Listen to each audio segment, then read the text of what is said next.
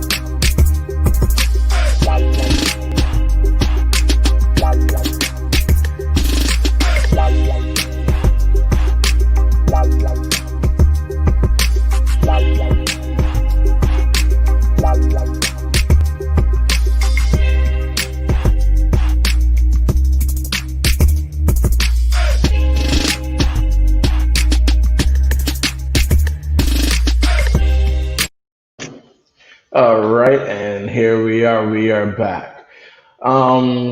So let's go ahead and get started. Let's introduce first of all Mr. Felix Colazo. Hey, Felix, how are you doing?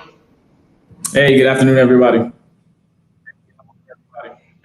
Go ahead and introduce yourself to our viewers. Tell them who you are, what you do, all that good stuff.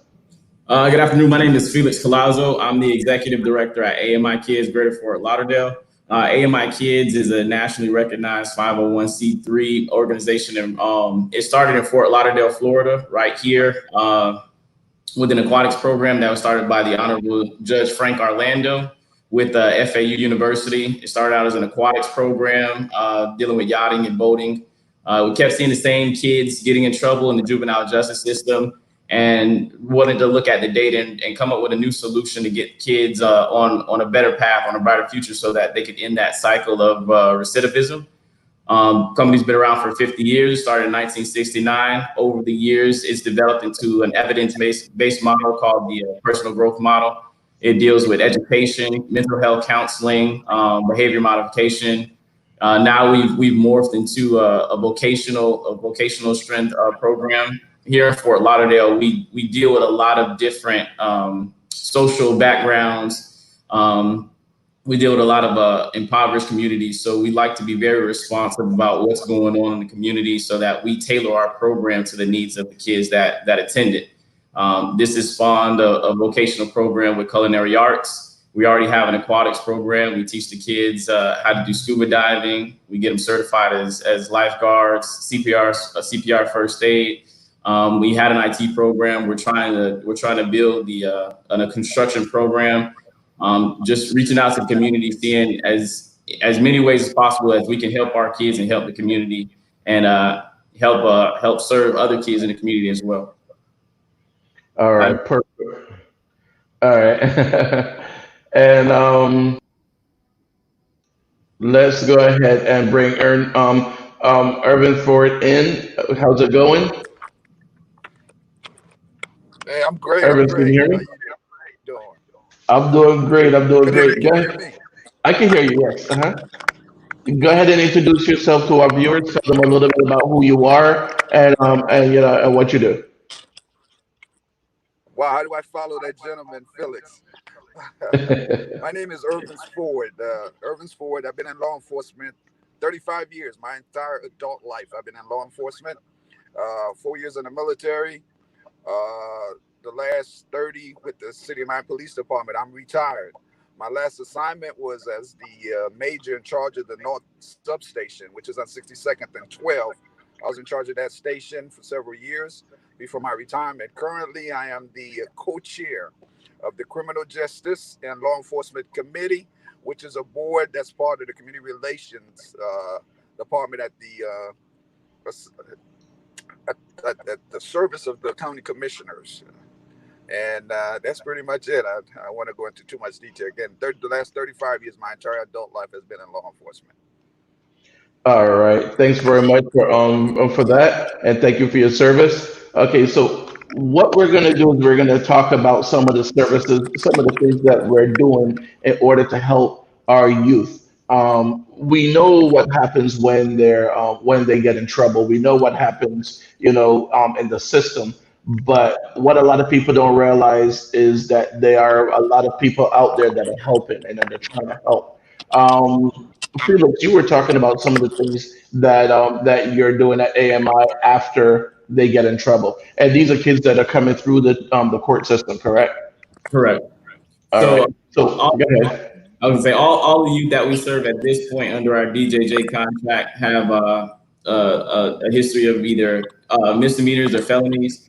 Um, they all reside in the Broward County area, which is a very large area.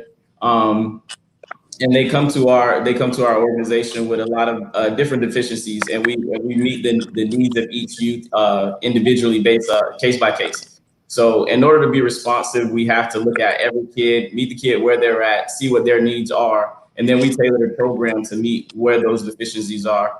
And we're really successful. We have a historic success rate of over 80% now at this point. So if a kid comes to us and we really get an opportunity to work with that kid, they're usually going to turn their life around. All right. And like you were saying, whoops, hold on just a moment. I think my camera dropped. That's okay. We'll continue talking. So, like you were saying with AMI, the whole structure is based around we have things like, for example, the hold on 1 second. Uh, we have things like the aquatic program and things of that sort. Talk a little bit more about that. All right. So the culture of the program really started with that aquatics program, and what we do is the aquatics program is more of an experiential education, and it's a strength based program to teach the kids something that they've never done before. And it's really a jumping off point to teach the kids that they don't have to do the things that they've already done. They can try something new, something that's scary, something that might be a little bit uncomfortable. And it usually leads into our other programs, because once you open that gateway to a kid and show them that there's the world is bigger than what they originally assumed it was, and there's a lot more than just Broward County, there's a lot more than just Florida, then you can get that kid to do just about anything. It's all about building that confidence, exposing them to new experiences, and then us as a staff being those mentors and those positive role models to really push them and encourage them to do the right thing, and constantly rewarding those correct decisions along the way. And it usually a snowball effect. If you find a kid that has always been, put down or ignored, and you start to take care of you start to nurture those positive attributes, they usually lead to more positive attributes. They lead to more positive decision making, and then you just hop on those and you just really, you really push them, and that eventually they understand that positive actions lead to positive consequences and positive outcomes, and it works. It works. All right. And so, Irvins, what would you work in the police department? You said, and you came across a lot of children. I'm pretty sure that what programs did you work in? What kind of things did you do to help some of these kids as a police officer, and to even help with the whole us against them mentality? All right, there's two very good programs that I would uh, promote, I would encourage, and I would put my entire support behind. Those programs include the POW program. Most people don't understand what the POW program is. The POW program actually exposes kids to mostly kids in the inner city, through sports, through interaction with police department. When I was running the North District, one of the best things that we had was the fact that the Miami Dolphins, through a certain program, wanted to identify kids in the inner city that had never been to a professional football game. They used to provide us with tickets to those games, and we used to identify those kids and actually expose them to actual football games. The POW program, unfortunately, is one of the police programs that, whenever there's a shortage of fund, one of the first to get cut, get diminished. And again, going back, I would say this to say, I'm all in favor of police reform, but police reform should include targeting those programs that's working, but that's underfunded. The POW program, especially with the city of Miami, I know at times that we've had to have our own fundraiser to fund those programs. They take those kids campings. Those kids develop a relationship with police officers. And anytime, if you're able to do it with 20, 30 kids, we should be able to do it. We should be having enough funding to do it with 300, 400 kids.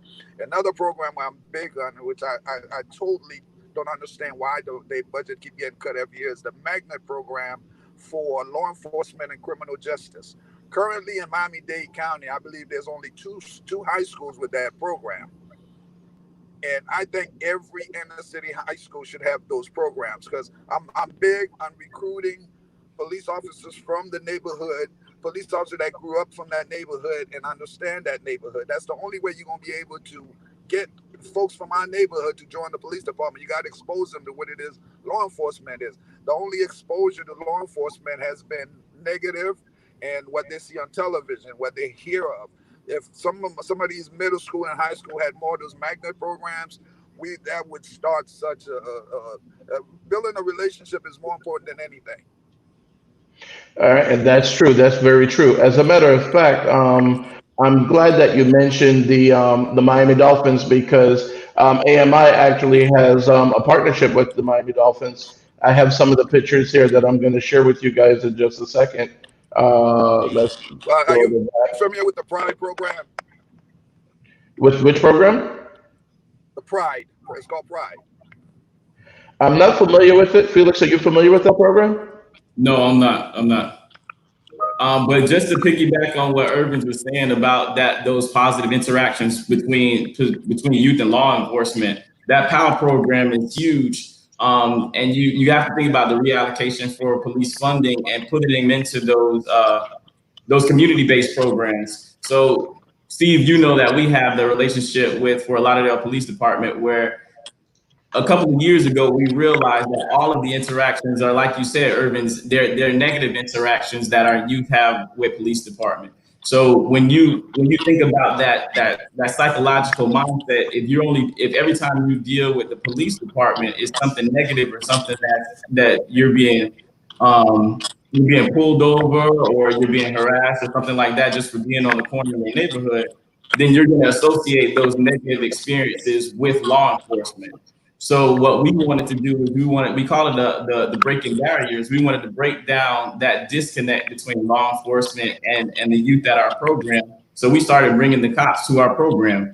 And we paired that up with a chess program that we already had running with our youth with Sunrise Chess, and we had some really good dialogues. There were some days where we played very little chess, and it really was just conversations between Officer McCrae and Officer Etienne at Fort Lauderdale PD, where they were just building relationships and asking those tough questions about, hey, why do we always have the police officers in our neighborhood, and why are we always getting stopped and things like that? And it spirals into these organic relationships where they really look forward to seeing officers pull up to our parking lot on those days when we're doing, chess, or we're cooking stuff on the food truck and things like that, because those guys they're just guys. And I think a lot of people miss that. A lot of kids miss that when they see law enforcement. They don't see that that's just a guy that lives in your neighborhood, that he just puts on a uniform and goes to work in a different job than your dad or your mom or your uncle or something like that. And just trying to get the kids to understand that you can have a positive outlook on law enforcement. You can't have those positive relationships with law enforcement, and there needs to be more community-based programs like that. Definitely. The one you're talking about is actually this picture right here.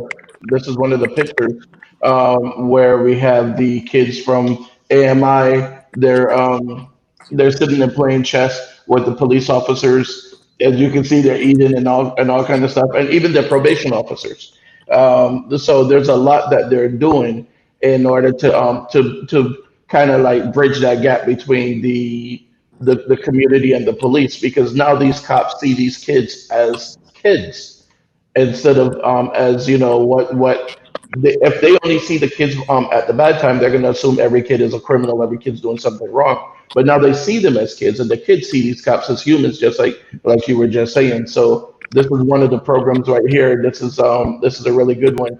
So if there are any police officers or anyone out there that are listening, I really encourage you guys to start doing things like that. Get the chess program going, maybe even checkers if you want to do it, softball, whatever you guys want to do. But we definitely have to do something. And like Felix was saying, there's a lot that we're doing. Now, Felix, you were also you also do some stuff with the trips with the kids, correct?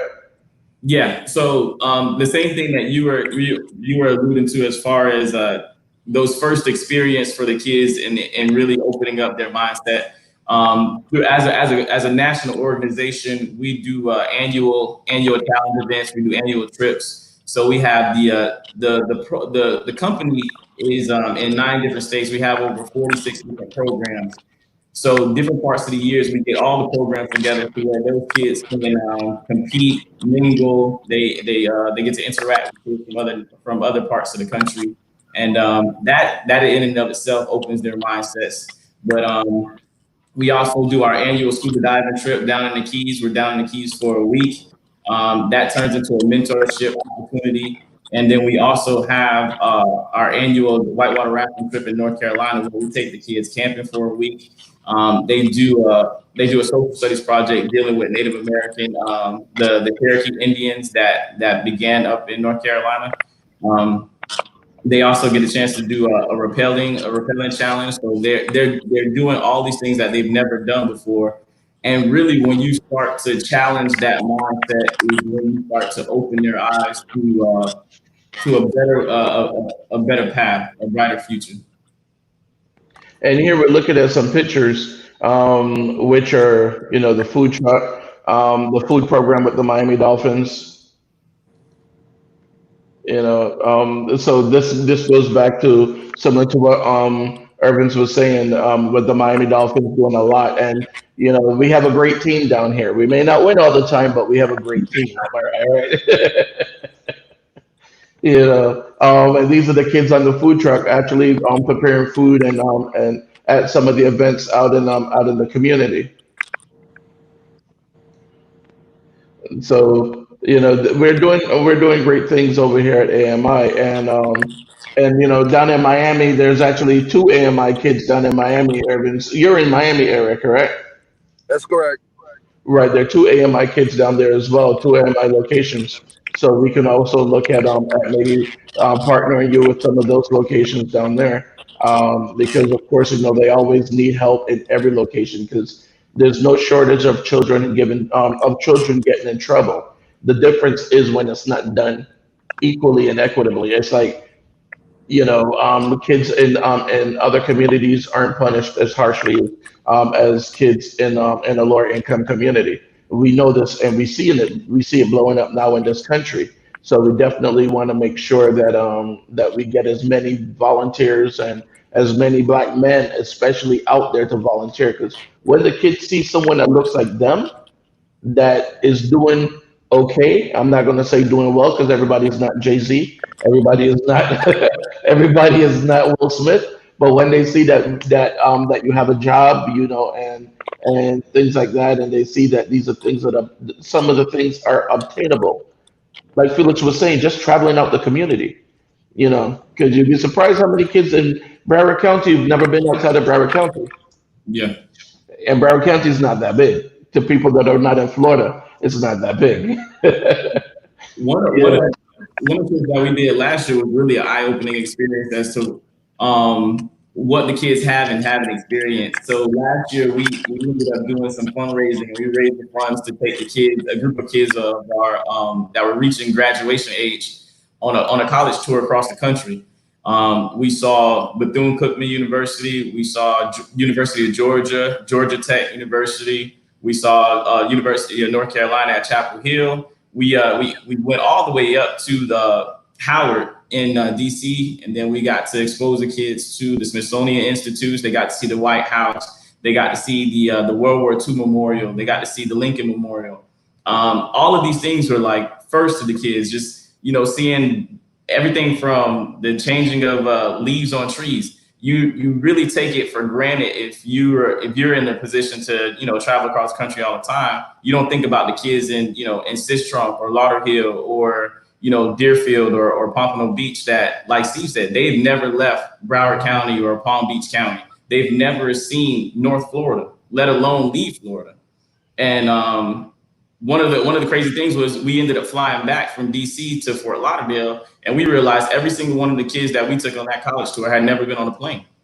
So even these small things that we overlook, if you're constantly traveling across the country, a plane ride is just a plane ride. But for a kid that's never set foot out of Florida, that's getting on a flight, that's something brand new. That's something yeah, they thought they'd do before. definitely. Because I tell you, I mean, it's like and like you just said, just changing, just the leaves changing. Because here in Florida, and a lot of people, again, I mean, if you're in the Midwest and you're up in New York, you're like, "Well, of course the leaves change every year." In Florida, they don't, and people don't realize. People don't realize that. We have summer all year long. Um, so Arlen is saying that's good information. Let's see, need more programs like this in Fort Lauderdale. Yes, we definitely do. We are just one of the very few, and I say we because I'm actually the president of the board of trustees for AMI Kids Greater Fort Lauderdale. So we do need more programs like this in Fort Lauderdale. Um, are we proud to be the program in Fort Lauderdale? Yes, we are. But do we want to be the only one? No, we don't, because I mean, there's kids out there that need help, and it doesn't make a difference if they get it from us or from someone else. We want these kids to get the help that they need. And even like Janie was saying, need to bring back programs for the young men, but really need them for the single parents, which is true. That's why. And Felix, I know I'm picking on you a little bit more than Irvin's right now, but but Felix, they actually Felix and his team, the employees, they know pretty much everyone's situation. They visit the houses. They drop the kids off because now instead of the kids riding the bus and everything, AMI has three vehicles that they cover the north, central, and south of the county, and drop the kids off and pick them up. So they pick them up every day to make sure that no one's late, no one's skipping, whatever, and then drop them off at home. But they also get to know the family. So tell us a little bit about that, Felix, about getting to know the families and the things that you've been able to do with some of these families. I think understanding the entire family dynamic is really how you can be successful with a lot of the kids, because you can't just look at the kid itself. You have to look at the environment. You have to look at the family structure. You have to look at the involvement of the parent. So one of the things that we really push is one of our guiding principles is part of the company is family.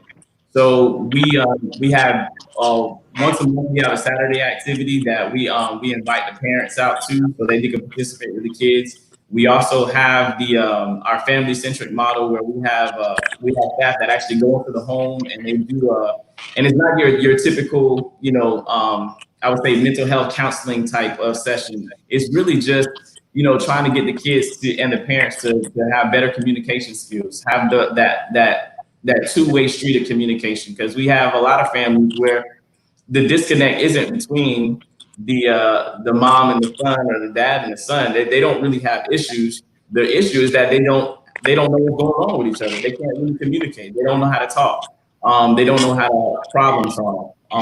And we get to the issue of conflict resolution where we have to teach the entire family how to resolve conflict. And we realize the reason why the child can't resolve a conflict because he's never seen a win-win conflict resolution in his home. So we're going into the home and teaching the mom and the dad and the brother and the uncle and grandma and whoever's in that house all the same things that we're teaching the kid here at the program. So it's a continuous positive movement throughout the entire family. All right, and we have Jorge Nunez just joined us as well. So I'm gonna go ahead and bring him in. Here we go. So Jorge, go ahead and explain to talk to my viewers, explain to them who you are, your background, things of that sort. Okay. No problem. My name's Jorge Nunez. Just recently retired from Miami-Dade Police Department.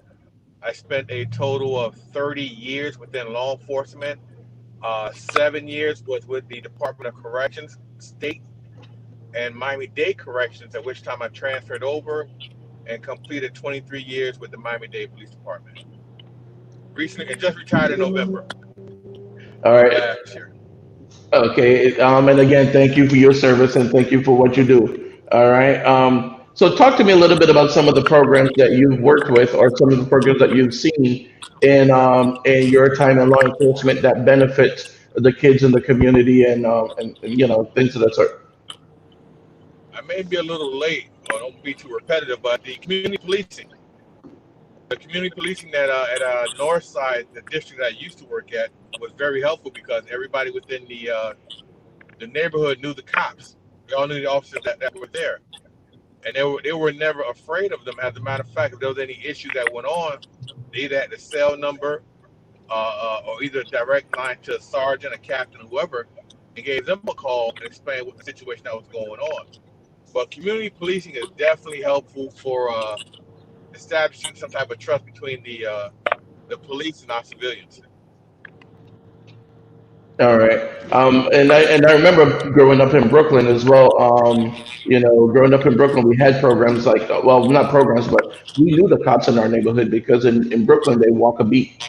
Right. And they were walking up and down our street. We knew them. We knew who they were. They knew who we were. If they saw you out late at night or whatever, it's like, okay, go home before I tell your parents or whatever. And they knew your parents, so we didn't have the issues that we have today.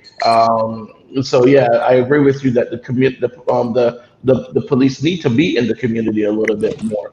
Now, you said you worked in Miami-Dade. Where in Miami-Dade did you work? What area? I worked area called Liberty City. The station I was at North Side, which is which was right in the heart of city of Miami. And then the last few years of my career, I was transferred to I transferred to the airport, Miami International Airport. Liberty City. So for those of you guys who don't know Liberty City, that if you're watching from another place or whatever, First 48. You guys got to know First 48. If you know First 48, you know Liberty City. I mean, it's not funny, but it's crazy that it's like that's what people know it for. You tell people, oh, Liberty City, like I don't know that. First 48, okay, because it was either there or Louisiana. Those were the two places that they always did it. You know. Exactly. Exactly. Jenny was saying, and I hope I'm pronouncing the name right, Janie Graham. She said, I remember when I was in school, there were more programs for young men. I think it was Big Brother Little Boys. I say this because I'm a single mother and with a son that needs positive role models. Okay, and Janie, definitely you have your son, or you can reach out to either one of these gentlemen, reach out to Felix, because we have programs. Now at AMI, we actually, all of our children are referred by DJJ. But it used to be before that we can have kids that weren't DJJ, and for those who don't know, DJJ is Department of Juvenile Justice. But we used to have children that weren't through Department of Juvenile Justice. Precious is saying great discussion on policing, youth intervention, and unity. And this is what we need more of. We need more discussion. We need more programs out here, and we need people to know that these programs are available. Because if they don't know, it could be right in your neighborhood. Like you just said, Liberty City. I'm pretty sure there's some programs over in the Liberty City area. There was one on 62nd and on 62nd Street and off of 27th, I believe, and I can't remember the name of it. I can't remember the name. But I know years ago we donated 500 some role tickets. models. Well, the 500 role models, I know that they're around as well, but there was a small one of the grassroots ones that was coming up. Now, the 500 role models, we even have those here in the Barrow County Schools too. Yeah. Um, David Watkins is one of the directors for the Barrow County School System, and he is one of the the mentors, and he does a lot with 500 role models and all these different things. So we have a lot of programs out there, but we just got to get people know about them. So like Jeannie or Janie. I keep saying Jeannie. Maybe I'm thinking too much of like oh, I dream of Jeannie or something. I don't know. But Danny, so Danny actually makes a really good point, though. There is a need for those positive role models. There is a need for those positive role models, and we need to find. And it goes back to that whole issue of funding and where funding is going there, and it not necessarily for the police, just as a city, as a county, as a state, as a nation. There needs to be more funding going into preventative programs rather than punitive programs. There needs to be community development programs, partnerships, co-ops, things that give these kids opportunities to grow and develop. She made a good point about programs that used to exist that just don't exist anymore. And you got to go into the school system, the public school system, and look at all the different programs that don't exist anymore. You know, things as simple as like home ec or a wood shop, all those things that actually put kids on a trajectory. You know, some kids go into a wood shop and they go into the trajectory into carpentry. But if you take away that program, that kid never gets exposed to carpentry. They never get exposed to that shop. You know, so they don't know what to do. You know, you gotta think how many kids are in high school right now that have never had an experiential opportunity to do a hands-on vocational trade just for fun, just to see how it is, and really get exposed to it and have that turn into a career path. well, question for you guys, and this is for any one of the three of you that want to answer this one. Do you think that that could be part of the plan, part of the design? Because again, if a kid does not have a path to the right thing, it opens up that path to the wrong thing, which, as we know, private prisons make more money than anything else. We fund more prisons than we fund colleges. So do you think it could be part of that entire design to where people don't have where the young men don't have that path to the right thing, so it opens up that path to the wrong thing. Anyone? Don't be shy. I would say absolutely. I think the idle hands are the devil's playground. That's what I always say about the kids that we have with our program. If you give any group of teenagers um, an hour, 2 hours just to their own devices, and you take any kind of positive chance, a positive opportunity for them to express themselves, I guarantee you they're going to find a negative or just just a teenage way of expressing themselves that could possibly get them in trouble. Um, I think all those programs that used to exist. And Steve, you know how when we do tours that we explain to people all the things that we do at the program, everything from the aquatics program, the culinary arts program, everything that we do as far as partnerships and trips. They all say the same thing. Why doesn't this exist in a regular school? Why doesn't it exist? Why doesn't it exist in a public school? And we explain to them that we meet the kids where they're at. We've been tracking these things. We've all been in this business for an extremely long time. Personally, myself, I've been doing this for 8 years. I started as a teacher, and all the things that I remember, talking to the kids in the classroom, things that you have conversations with them and you give them a compliment, like, man, I never had somebody tell me good job before. Like, well, when you're at home, no one tells you good job, but your dad doesn't tell you good job, your mom doesn't tell you good job. And then you start doing research. And then when I became a director, all those ideas that I had along the way are things that I implemented into the program. So that's why we have a program that's so unique. I noticed that all of my kids and when I was a teacher, they didn't have a positive big brother or a positive uncle or a positive dad. So when I took over the program, the first thing I did was we need to find ways to get positive male role models in the program. And when I talked to the kids about, what they wanted to do for a career, a lot of them said they didn't know. So when I became a director, all right, so we need to have a program to expose them to, culinary arts, or expose them to, a construction program, take them out to different trade schools, take them out to different universities, because no one else is doing it. And it's almost, it's a shame that a lot of times in the household, the adult doesn't have the time to do it, because it is a single family household. It's a single parent household. So mom's working 2 or 3 jobs. Mom doesn't have time to talk to, little Johnny about what little Johnny wants to do as a profession. Mom is focused on feeding little Johnny. Mom is focused on keeping the lights on for little Johnny to do his homework. So then we step in and we're that conduit for the kid to, we can help answer all those questions, and then we can help put them on the path. But there needs to be, we only serve 30 kids at a time. That's our cap. What about the thousands of other kids in Broward County that aren't at an AMI kids program? What about all the kids that they have those questions, but they don't have anybody to answer those questions for them? They don't have anybody to take them to a McFadden or an Atlantic Technical School or Sheridan Tech. All those kids get lost through the cracks. They get lost in the shuffle. And that leads to what Janie was just saying. She says she was asking, is it a program that's local in Fort Lauderdale area? And AMI is in the Fort Lauderdale area, but Felix just answered this is capped at 30, because she's saying that kids need something like this before they go to jail. Yeah. Before they go to jail, which is where the problem is coming around, because we can give these things to them after they go to jail, but before they go to jail, no one's there to do that.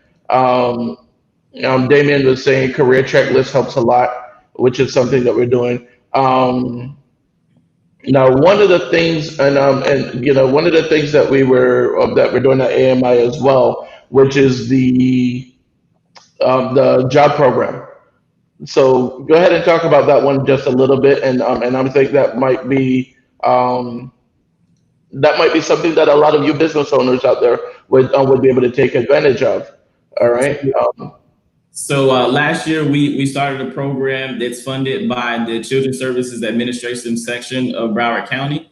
It's a job readiness, employability, and job placement program where we work with kids everything from start to finish in terms of employment. So we start with kids from the very first day. We do an assessment of what they even know about having a job. We call it our pre-employment assessment. finding out if the kid even knows, about tax paperwork, how to do your W-4, the difference between getting a live check and doing direct deposit. All of those things that our kids come in not knowing anything. And then we move to everything as complex as, building their resume. And we find out that kids don't have anything to put on their resume. So we take them out in the community. We do community service projects. We get them involved in apprenticeship programs so that they can build up that resume. We work with them as far as, hey, Josh, we work with them as far as, doing mock interviews, doing virtual reality interviews, taking them out to job fairs, things like that. And then even once we do get a kid into a job, we're still working with that kid. We're talking to their boss, talking to their employer, because it's not enough to just get a kid a job. We have to give them the skill sets to retain that job. Employee retention is just as important to the kid as getting the job. And you guys actually go out with the kids as well. You actually prep them, but you also help them get that job. You help them on the interview. You already speak to the managers and different people so that you prep them for that job. Yeah, and actually, the granted program that we have through Broward County is actually designed to encourage employers to give our kids a shot. So we actually reimburse 50% of the wages for our kids for the first 12 weeks to encourage the employer to work with that kid, during that 90-day evaluation period. And we help them along the way. And it's a constant growth type thing. The kids are learning every day, and they're bringing stuff back to us, and we're communicating to the manager to make sure that the kids getting all the support that they need to be a successful employee. We have you've met all of our kids here, Steve. So we have some really successful kids. We have kids that have 2 jobs right now, and they're doing really well. And when you think about the big scheme of things, this is a kid that probably nobody wanted to give a chance before they came to our school. So it's a good deal. It's a good deal. And I mean, and you go way out for these kids too. Not to put you on the spot or anything like that, but here's Felix actually helping the kid tie his tie. Hey, everything helps. I'm pretty sure Urban's has tied a couple of ties in his day too. Yeah, I'm telling you. So yeah, Irvin. So what are some of the things that you were able to do? And as a police officer, you actually touched a lot of lives. I know. It's not always a good thing when police show up at the door, but I'm sure you touched a lot of lives in positive ways. Give us a couple of the stories, because before you start, here's one of the things too. And Felix knows this. There are a couple of police officers that work with us at AMI that volunteer, and I was trying to get them on the show, and not just me, but also other what do you call it? Other outlets have such a hard time being able to get police officers to share the information, because the public information office hardly ever gives them permission to share it. So my thing is, if the people aren't seeing the good things, they assume all cops are bad. So this is why I really wanted to do this, because I want to hear some of the good stories that you had, coming along as a police officer, as a correction officer. I'm sure it wasn't all about, arrest and detain. It was also about, some of the mentorship and some of the things that you're doing. Well, in terms of what I had access to and what I was able to be involved in at the time when I ran the district, if you know Liberty City, like George mentioned earlier, there was the most impoverished area of the city, the low income, and they had a more need for police services. What I started to realize was that having the officers out there prior to things popping off, and the kids love to use that term, popping off, it helps a whole lot. One of the schools that I identified with, George and I went to Miami Edison, and it came full circle when I became in charge of the entire area. I was able to have my officers routinely, because of budget. At one point, we had a police officer at every school. Because of Hmm. budget, again, these reforms need to take those things into consideration. Uh, Defunding the police and so forth is not what's needed. Reform is needed. However, we need to sit down and really target the programs that was helpful. Programs was like having a police officer at every school, school resource officers. Whenever there's a cutback, those one of the first places that get defunded are those programs that targets the kids. The kids, again, police has gotten so political in terms of who gets what. It's just ridiculous. I could go on and on. The relationship between the police and the community has deteriorated over the years. It was, again, we were at a point in time when it was getting better. It has deteriorated over the years. Here's my take on it. At some point, everybody wanted professional law enforcement officers. Everybody wanted these accreditation from Washington. All the requirement, you had to have a degree to become a police officer, and that in itself started losing some of our inner city folks that were qualified to become police officers because they didn't have a degree. They weren't able to get on with the police department. You started hiring from outside people that had, other than a paycheck, they had no vested interest in that community. When I ran my district, I tried to target folks that had an invested interest, people that grew up in that neighborhood, people that went to school in that neighborhood, knowing that they have experience. If you servicing somebody as a police officer and you cannot relate to that person, you're not going to see that person as an equal. And we've seen that over and over. And majority of the cases where police brutality or abuse is about it, you could see the between the victim and that police officer. You could draw a whole chart of the difference. There's too many differences. There's nothing relating to these folks. Again, I'm big on the magnet programs, and Felix mentioned something about some of the career he encouraged. I didn't hear him say law enforcement. We need to encourage more of our people to go into law enforcement through these magnet programs that get cut short all the time. And something else Felix mentioned, something with criminal justice for juvenile. I have a project, a very good friend of mine I went to school with, Maurice Copeland. He runs the Juvenile Assessment Center, expert on some of this stuff. And when it comes to juvenile and the criminal justice system, he's one that need to be consulted on a lot of different things. Some of the program he run through the Juvenile Assessment Centers need to be funded more. They need to be expanded upon. Let me say this. Years back, when I was a rookie officer, I was raised, my parents were very stern. I would respond to calls. And if it had to do with a dispute between a juvenile and their parents, I would quit. I would more likely to chastise that juvenile. Encourage. I'm gonna say something that most people don't believe in. Spanking.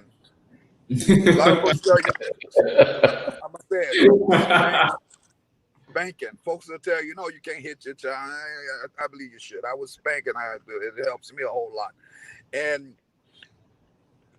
the alternative was to actually charge that juvenile. In order to get that juvenile's help, they had to be arrested. If you were not charged with a crime, there was a lot of programs available, which you were not qualified for these programs because you weren't officially charged. There are parents out there that need help with some of their kids, but until that kid is in the system, those help isn't. They don't qualify for those helps. I like to see that change. Again, deterioration. We gotta encourage more of our people that could relate, people that grew up a certain way. We can't focus on we want professional law enforcement. Again, I'm all for colleges and universities and so forth. Let's get these professional folks and they play in their right assignments. Let's have officers out there that could. One of the things I did, I used to flood these high schools. Career day, have as many officers as possible. If they're having a dance, they're having a get together, let them see police officers in uniform. When I went there, when I went to the school, I had a very good relationship with the principal. Kids was asking questions directly. I mean, who are you? I'm the major. I'm in charge of the entire area. Oh, you the boss? Yeah, I'm the man in charge. And you went to school here?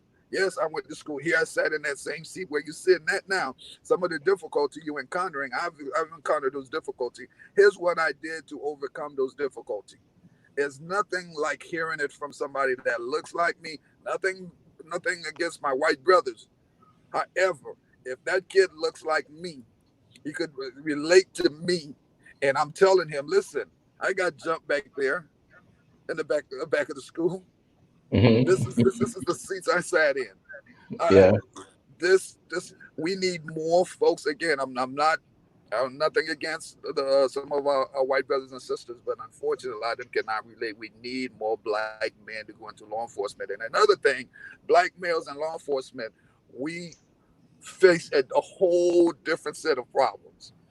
First and foremost, when I became a police officer, my best friend, because it's not the thing to do. One of my high school best friends stopped talking to me. You a cop, you a snitch, you this, you that.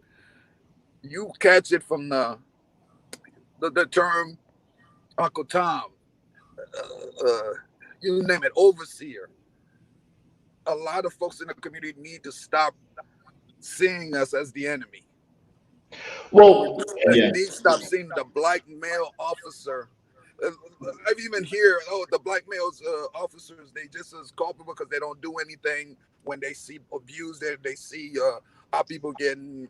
It doesn't really occur in front of us, and it's not advertisers. We Some of us do speak up, and I encourage people. Some of these black law enforcement uh, like Miami Police Benevolent Association.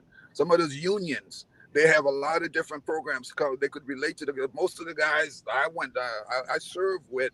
They're from that neighborhood. They could relate. They have a overabundance knowledge, and then no one's tapping into that knowledge. No one is asking them to come out, and they gotta stop viewing the black male police officer as the enemy. We we're there to serve. Even now, folks like George and I, we available. Yeah. I have tons of experience. Ask me with I've still go to school. I serve on a number of different boards. Like I told you, I'm currently the chairperson of the Criminal Justice Board Committee. We have meetings. What people fail to understand, I'm always pushing. This police is not the only problem. Yes, you have bad cops, but it goes back into housing. It goes into gentrification. it There's goes so into much more. education. It goes into so many things too. Yeah, in There's terms of so those many. red There's so lines. many factors. There's so many factors. If we just want to make it all about cops, we addressing the tidbit of the issue. There's a You, little bit of you because there's so you many addressing more one factors symptom involved. to a whole problem. Right, Yeah. because I sit on a few different boards, and one of them is the Diversity and Equity Committee for the Broward County School Board, and it's not just a Broward County issue, but the schools in the white communities are different than the ones in the black communities, and we'll call it what it is. Without a I doubt. mean, Without a doubt. right, Yeah. we can't be cute about it anymore and say, oh, the lower economic community. No, we call it what it is. If a school is predominantly black, it does not get the resources that a predominantly white school gets, and therefore they don't get the same education, so that they don't get the same job opportunities, and that keeps them in a particular area, Liberty City, for example, which limits their job prospects because believe it or not, and anyone that's an HR manager would be able to tell you. And I swear to you, ask any HR manager you know if they're looking at a bunch of resumes and they see, something like Becky Cohen from Parkland, and they see Shaquita Jones from Liberty City. They're not looking any further down that resume than the address and the name. They already made their decision. Even If they think I'm lying, ask an HR manager. even now, I'm glad Department of Housing finally realized the correlation between housing and crime.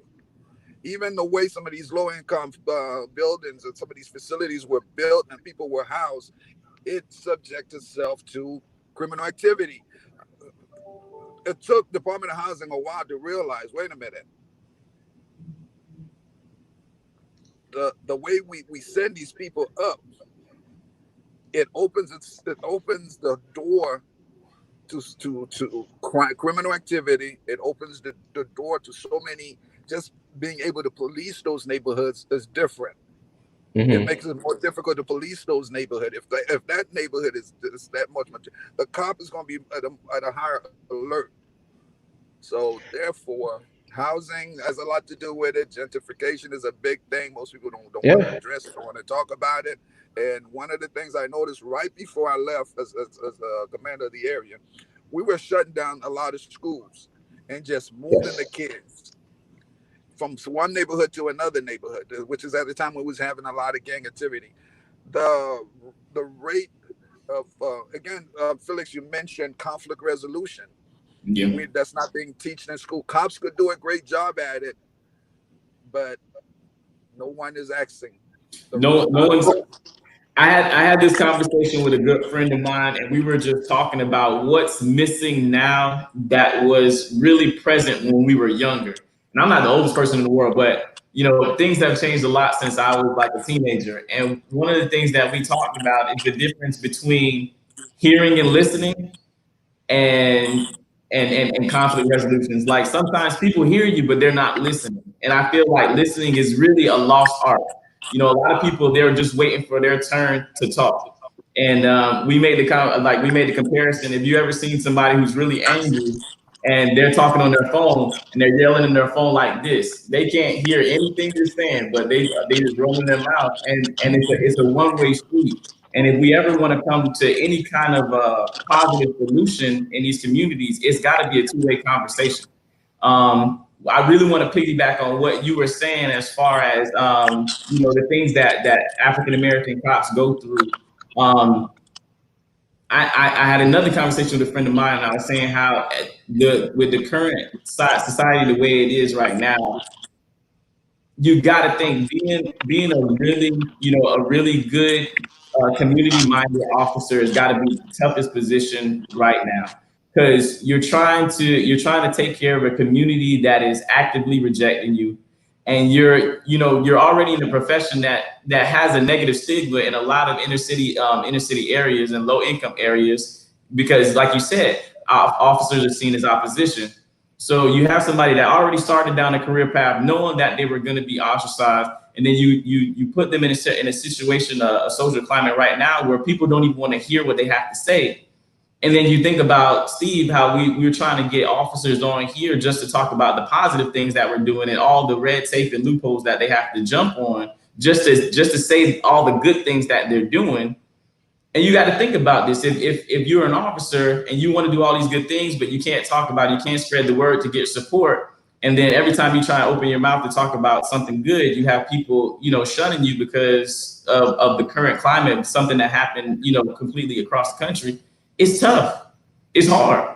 And then you think about in the next 10 years, how many people actually want to be a police officer, seeing that's what's going on right now. And but Areas where we need the most, like you said, the most representation to where there's that those relationships and those bonds in the communities can be built and sustainable. well, here's Steve, one of the things. Go ahead. Go ahead, uh, Edgar. this last thing, because I got to run. I got a prior engagement.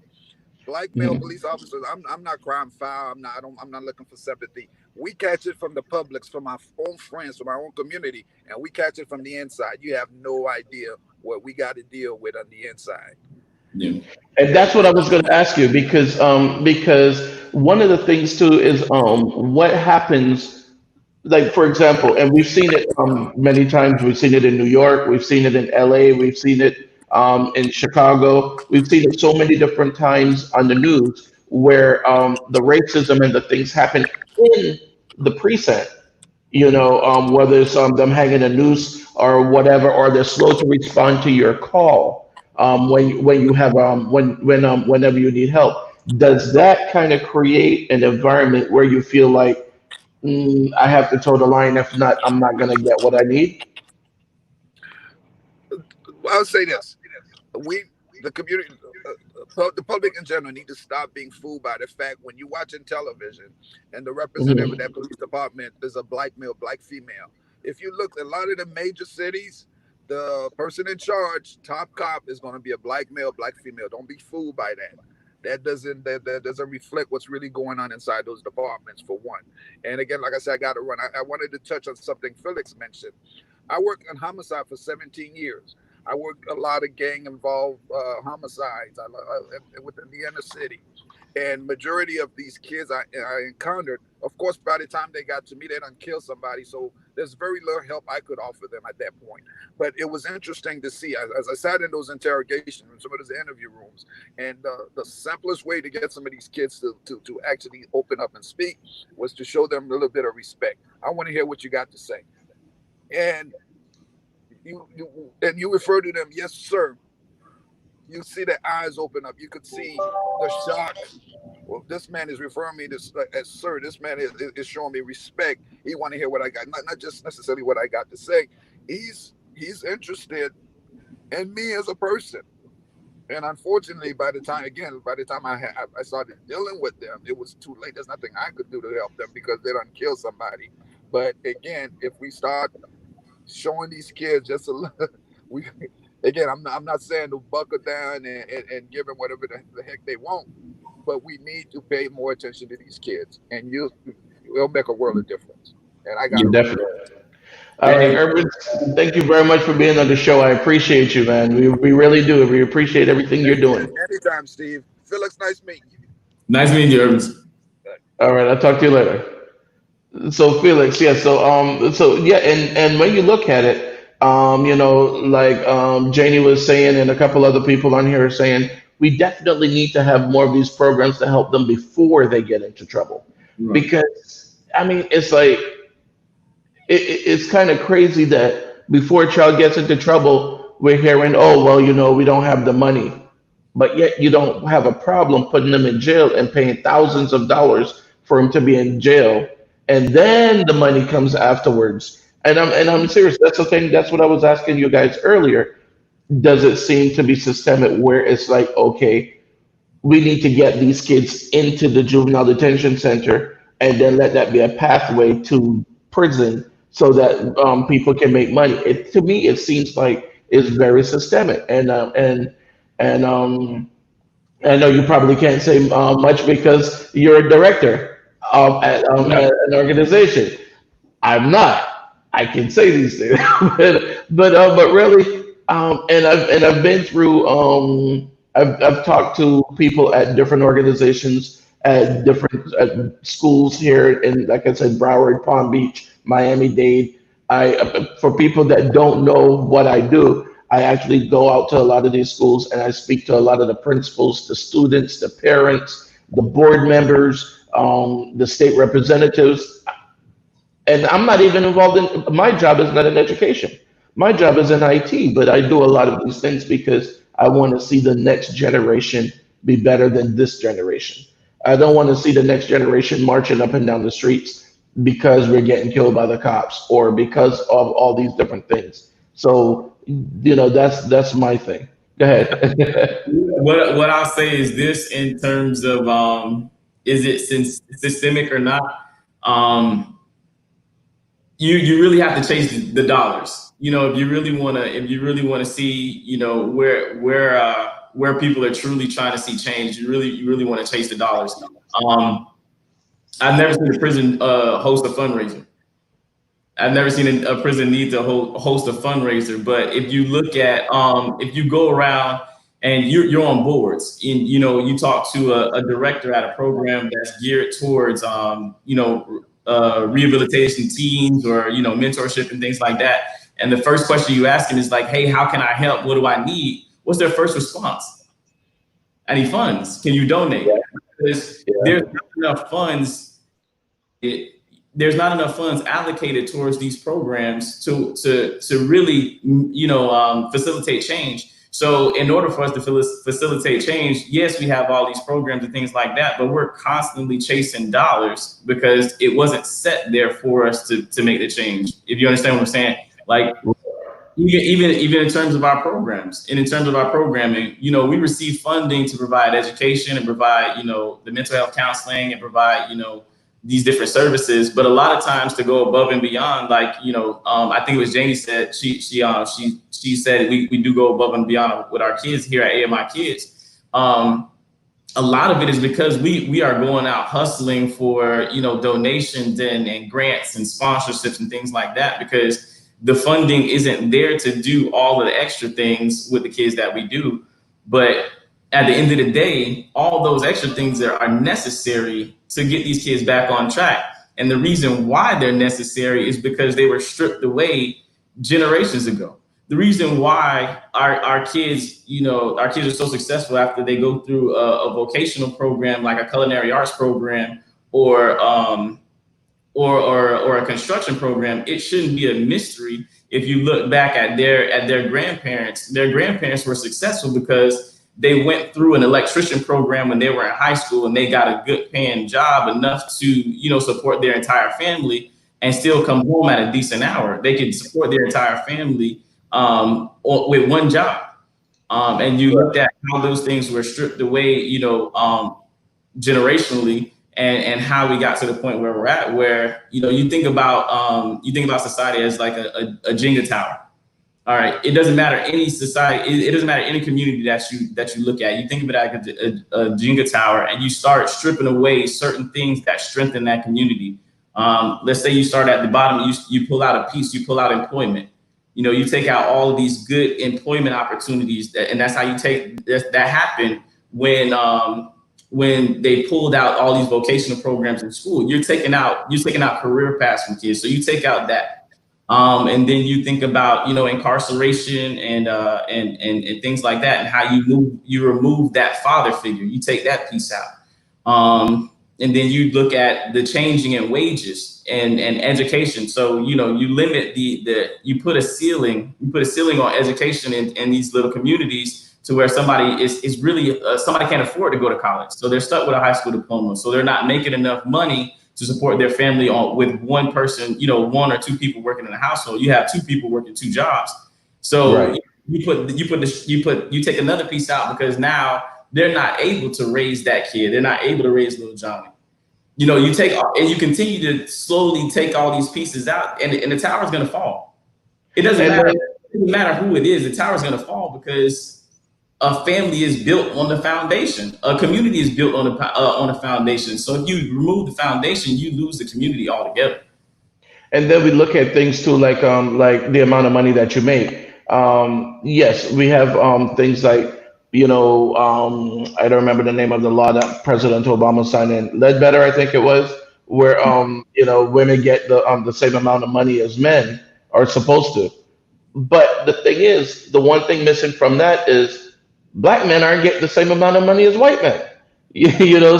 So then that also starts another slippery slope, because if you cannot do if you can't do the what you call it, if you can't survive on the amount of money that you're making, then that creates a bigger problem. Now the husband is not in the house enough because he's working two jobs, just like you said. But then you look at your counterpart, you're like, well, wait a second. Bob and I were doing the same job. How is it that he could live in a better neighborhood? His wife doesn't work.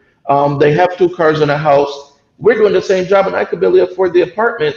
Right. And then your wife got to go work two jobs, and you're working two jobs too. Because we have to start to look at so many different things. Yes, there is a system in place. I tell people all the time, years ago when people were saying this, people were like, oh my God, there you go again with that racism thing. Now we're starting to see it. There is a system in place. And again, just like Penny's saying over here, we got to vote for people. Your vote matters, and you have to get out there and you have to vote. Because the thing is that we're not realizing is just because they look like you, don't mean they represent you. We have to make sure you can have 10 black people on the panel, but you have to make sure the one that you're voting for is the one that represents you, not the one that represents his pocket, his donors, his whatever. Because when we look at it, and I'll pick on the Geo Group because that's the biggest, the largest owner of private prisons. Yes, people that don't know, a lot of the prisons you see are privately owned. They make money from your kid being in prison or from your husband or whoever being in prison. But when they donate to the governor, the president, the senators, to all these different people, of course they're going to tell them, hey, you owe me a favor. No one's donating $1 million to your campaign just because you're a nice guy, because they like your tie, because they like your jacket, you went to the same school. They donate $1 million to your campaign because they want $5 million in contracts coming back or whatever, you know. So Precious is saying, ladies and gentlemen, please pay attention to your local government as much as national government when it comes to who's in office and their platform. Exactly, And exactly. I think the missing piece, I think a lot of and I grew up in a lot of different, and I saw a lot of different things going out as far as voting and things like that. You look back at Diddy at the Get Out and Vote, P Diddy when they did the Get Out and Vote back in the late '90s and things like that. And now everybody's saying go out and vote, go out and vote. November 3rd, make sure that you're at the polls, go out and vote. But Precious is right. Local government is just as important, if not more important, than voting for who's going to be the next president. And also, it's not enough to just show up at the polls on voting day. You really have to do your research and do your due diligence about who's out there. Do your due diligence about the candidates. Yeah, saying go out and vote, show up and vote is one thing. Just showing up to check boxes or some people like to just go in and vote by party affiliation. Like, oh, I'm a Democrat, so I'm just gonna vote for a bunch of Democrats, but you don't even know the people that you're voting for. It's really important to do that research. Do the research. Go to contact your local legislation. They will answer your call. Go to the town hall meetings. Ask questions. Show. A lot of these state representatives and legislators, they will make time to meet with you. Chevron Jones, Patricia Williams, Bobby DuBose, Senator Thurston, Gary Farmer. If you reach out to them and you have questions, they will answer your questions. Their aide will answer your questions, even the tough questions. But if you don't ask those questions, you're not going to know. And if you're not asking the questions and you don't know, then you're ill-informed, and that's just as dangerous as not voting. And that's the truth. What I'm actually trying to do right now is I'm trying to put together some candidate forums, so we can get the candidates on here, so we can start asking questions and talking to them, because we need to know who's going to be the next sheriff, the next supervisor of election, the next school board member. Because the thing is, what people don't realize, and like you were saying, it's more important than governor and president, because what the president does may affect you 5 years down the line, 4 years down the line. What that school board member does goes into effect now. Yep. What that sheriff does goes to effect now. When the fiscal year starts. Yeah. But a lot of times they can put it into effect right away. But and even when you look at other positions like judges, do you really want to realize that you should have voted for judge when you're standing in front of that judge? That's too late. Yeah. So we really want to get some of these people, some of the we want to know what they're all about. That's why I'm actually sending out that email today to all of the candidates, because they just all qualified last Friday. So now I'm sending um, the emails out to them, asking them to be part of the forum so that we can start talking to them and finding out what they're all about. And that reminds me about our trip to Tallahassee with the kids and the preparations that we put the kids through before we take them. Having them meet the state representatives and the senators here locally first before we take them to Tallahassee. A lot of people ask, why do we do that? It's really important that we teach our kids about the government process, about governance. A lot of kids don't even know that you vote for, local government. They think that voting is just for the president. And, sometimes there's adults that don't understand local government. They don't understand local policy. So, if we have 30 kids, we make it our business that all 30 kids, leave here knowing, hey, when you're of age, you need to be voting and you need to be doing your research and things like that, because the things that brought you through our doors can be affected by these local governments. So if you don't want to be here and you don't want your kids to be here, if you want here to be a better funded, a more established program or a community, then you need to learn. You need to learn the processes. You can't just pound your fist to the pavement every time something doesn't go your way. You need to figure out how to fix it. You need to find a solution. Just being angry isn't going to solve And I tell you, my daughter just turned 18, and the day she turned 18, on her 18th birthday, the first thing she did, and I didn't even have to tell her anything. First thing she did was register and vote. That was the it. first thing she did was register and vote. You're gonna breathe, man. That your daughter, she graduated with 22 ropes around her neck. Only nine, only nine. But yeah, I mean, and then you see when we do community outreach, like we went to the speaking engagement where we saw all the kids that were in the IB programs and the magnet programs throughout Broward County, and we see the disparity between where a kid can be as Mhm. far as awareness and in terms of governance and in terms of college and their plans. And then we also see on the flip end how ill prepared a kid can be. And there needs to be programming. There needs to be programs that educate the kids throughout the community to shorten that gap. That gap should not be that wide. You shouldn't have a kid in the IB program that knows exactly what they're going to do, and they're already registered for college. They're registered. They're duly enrolled, and then on the flip end, you have a kid that hasn't been in high school for 3 or 4 years. And that's true. That's 100% true. And you know what? And honestly, I can speak to that because my daughter was in the IB program.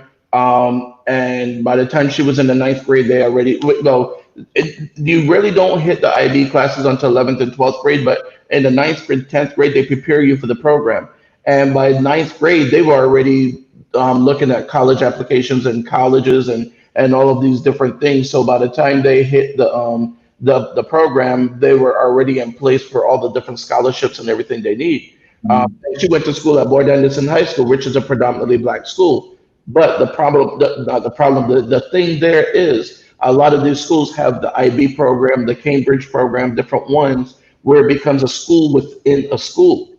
And that's where a lot of people don't understand. Yes, the school is a predominantly bad school, but then you have that specialized program inside the school where the kids are only in this particular hallway and in this particular area. So all of their classes and all of the people that they're really associated with are all in this program. They're Yeah, all so. yeah, And if you look at the school, like for example, look at her graduating class, and she graduated in the 10 top percent. Everyone in the top 10% were in the IB program. So it was so much that it's like but let me give a shout out to my daughter too. I gotta show her picture. I just got her class picture. So let me where's that picture? There we go. yeah. Proud papa right there. Definitely, definitely. That's my girl right here. Oh, let me take that also, Vicky. There you go. Oh man, I tell you, I'm so proud of her. Nine chords, top 10% of her class, higher honors, not just high honors, but higher honors. I mean, it's like, yeah, yeah. Yeah, and then But we talk about systemic. We talk about this systemic racism and systemic oppression, and it we didn't get to this point by accident. You know, right. um, if you do almost, how people talk about with COVID-19, they're talking about the contact tracking. If you Mm, look at a kid right now and you look at their current situation, and you know how sometimes we'll get a kid that they're 17 years old and they have zero high school credits, 18 years old, zero high school credits. That's not an accident. And you look back at how they got to that point, and just the disregard for education and things like that. And you go back generation by generation by generation, and I guarantee you it's all going to be connected to these different policy changes that happen decade after decade. Laws are changed. Funding is either reduced or cut, or all of it has consequences. And it's unfortunate that policy is driven by funding, but people don't realize those dollars impact people. You know, when you look at that, when they're in Tallahassee, they're going over that state budget, and they do a strike through that cancels $500,000. I mean, $500,000 throughout the state. That is going to have an impact. It might not have an impact now. It might not have an impact, in 2021. But I guarantee you, if you do your longitudinal research, by 2030, you're going to see that there was some kind of impact from that strike group that cut $500,000 and that cut programming in communities. Well, just to even touch on that a little bit, one of the things too is if you look at some of the programs, like there's a program and I can't remember the name of it now. It's a state-funded program through the schools, and basically what happens is they'll take F schools. We'll take Markham Elementary, for example, here in Pompano Beach in Broward County. Markham Elementary was an F school, and they were on the brink of being closed. So the state gave them $750,000 over a period of 5 years. It's a sliding scale. It starts out in the beginning, then you lose a little bit every year until 5 years. Well, the thing is, they were able to hire a reading coach, reading teachers, math teacher, math coach, the what do you call it? The media center specialist. They were able to hire the people that they needed. The school jumped right away to a C. So then they weren't closed anymore. And now the school is actually like 1 point away from being a B. So that school is moving up. But guess what? After 5 years, when that money's taken away, what do you think is going to happen? Because now they can't afford those teachers anymore. And it's going to go right back to an F school. Yeah. So again, that's the importance of voting, because people need to realize the people that you're voting for are the ones who are cutting the money to your children's schools. If even you have to think about the reason why you have to think about voting continuously and why voting has to be a habit is, the person that you voted for now, if they start policies now, the next person you vote for has to be somebody who supports those policies, or those policies will go away. Exactly. Rollbacks all the time. Just because a program is put in place in 2020, and then that let's say that senator, that state representative moves on to be a senator or moves on to something else, or let's say they move away from politics altogether, that person that you vote in has to support that same path that the other person was on, or you're going to lose that funding. And if you're blindly voting, you might vote in somebody who's completely opposed to the program that you're relying on. Exactly. And by the same token, if you don't vote, somebody that's totally opposed to it might get in because you didn't vote. So again, people got to get out there and vote. Take their kids with them when they're voting. Oh, my kid is too young to vote. No, yeah, but your kid, you're teaching them the importance of voting. Yeah. So we really have to start doing that too. We have to make sure that our kids are getting out there with us and voting. And we could go on and on and on and on, because we could go on with this topic because it's the importance of it. But what I really want to do is I want to get people to get out there and vote. I want to get them to understand that you are the one that's creating the future. The future is happening in a year, a day, a month, whenever, but it's being decided today. You guys got to get out there and vote. So Felix, thanks very much. We went over the time a lot. Well, we were that was an hour and 22 minutes. Yeah, that was like it, because that's when you have a good conversation. Yeah. Hey Steve, thanks for having me. Happy Juneteenth. And Happy Juneteenth. everybody, please, if you were listening to this podcast, please listen to the things that we were talking about as far as voting, as far as educating yourself on local policy, local policy makers. Definitely listen to what we were saying as far as community-based programming. If you can volunteer, if you can donate, or if you know somebody who has the capacity to donate, then connect them to a community program that is doing some good work. I can tell you, as an executive director of a 501c3 nonprofit organization, funding is always crucial, and every dollar counts. And a dollar today can be the difference of having a program next year. So we can always use the help, and the help that you provide helps the entire community, and it takes a village. Definitely. All right, Felix, thanks very much. I appreciate it. We'll chat later on. We still have to go over a couple of the board members and Always working. yeah, we never stop working. Always working. Hey, take it easy. Take it easy, everybody. Thank you for being here. And one more thing too is don't forget that census. Fill out that census, people. If you haven't done it yet, do it, do it, do it, do it, do it. You know. Thank you, Ms. All Johnson. right. All right, Felix. Talk to you later. All right, bye-bye.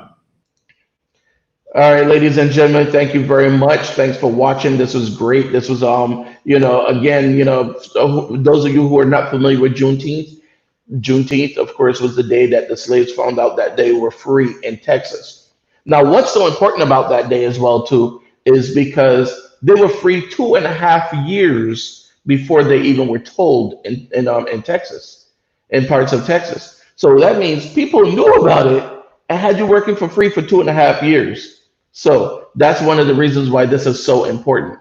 It's not the day that everybody else was free. It's the day that the last set of slaves became free. All right. So that's like imagining if you won the lotto 2.5 years ago and you were struggling and you were homeless living on the street, but you won the lotto and nobody told you for 2.5 years. Yeah, kind of crazy, huh? All right. So that's why Juneteenth is so important to us. Okay. Definitely get out there, vote. Don't let those people that went before us, don't let their death and their hard work and their struggles be in vain. Don't let the things that our forefathers did and the fights that they had, don't let that be in vain. The reason why we're sitting here today and why we can do the things we do today is because people sacrificed for us years before. All right. So we have to get out there and do it. We're talking about, oh my God, I gotta stand up in line for an hour. Oh, you don't understand. Dude, people were working like crazy in the hot sun from sun up to sundown with no pay. And even when they did get paid, the sharecroppers were just getting a little bit of money. So don't complain about standing in line for half an hour or hour or whatever, so that you can vote for the person that's making decisions that affect your life. Man up, all right? Make this happen. All right, guys. And again, as I always say, if you see someone that needs help, if they need food, if they need to get to the food bank, get out there and help them. Give them a ride to the food bank. If you don't want to put them in your car because you don't know them that well, whatever. If they're your neighbor but you don't know them, which I don't understand why, because if they're your neighbor, you should know them. They live next to you. But if not, go get the food and bring it to them. Do a random act of kindness for a stranger. All right. All right, guys, it's time for me to head out of here. I'll talk to you later. As always, take care of yourself, take care of each other. Peace.